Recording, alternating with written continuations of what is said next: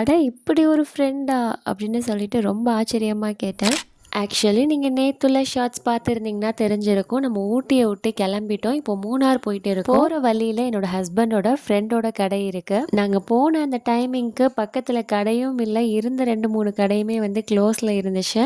இங்க உள்ள சிச்சுவேஷன் பார்த்துட்டு என்னோட ஹஸ்பண்ட் அவங்க ஃப்ரெண்டுக்கு கால் பண்ணி இந்த மாதிரி 6 மெம்பர்ஸ் கிட்ட வரோம். அவங்க வந்துட்டு ஷாப் ஓப்பன்ல இருக்குமான்னு கேட்டாங்க. அதெல்லாம் இருக்கும், வா மச்சான் பார்த்துப்போம் அப்படின்னு சொன்னாங்க. அப்புறம் ஒரு சில மெனுலாம் சொல்லி இந்த மெனு இருக்கு, என்ன சாப்பிட்ற அப்படின்னு சொல்லிட்டு கேட்டாங்க. இங்க எல்லாரும் டிஸ்கஷன் பண்ணி ஒரு மெனுவை சூஸ் பண்ணியாச்சு. மெனு சூஸிங் எல்லாமே ஃபோன் கான்வர்சேஷன்ல போயிட்டு இருக்கு.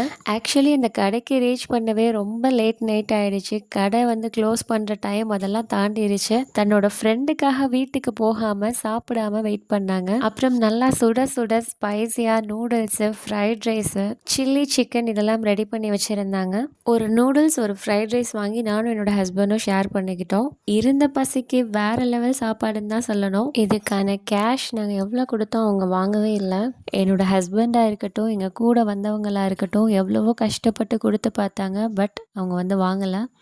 நைட்டு ஃபுல்லாக ட்ராவல் பண்ணி மார்னிங் மூணார் ரீச் ஆகிட்டோம். இதனோட கண்டினியூவேஷன் நெக்ஸ்ட் ஷார்ட்ஸில் பார்க்கலாம். அது வரைக்கும் தேங்க்ஸ் ஃபார் வாட்சிங்.